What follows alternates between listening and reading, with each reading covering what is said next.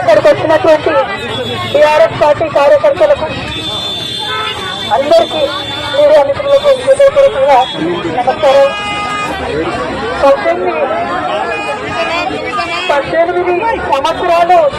18 సంవత్సరాలు నేను రాజకీయాల్లో ఉన్నాను.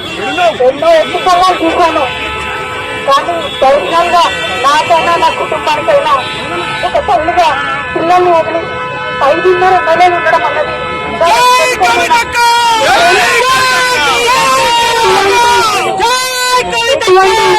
నన్ను నా కుటుంబాన్ని సాధించడానికి తప్పకుండా వడ్డీ సమేతంగా చెల్లిస్తాం. సమయం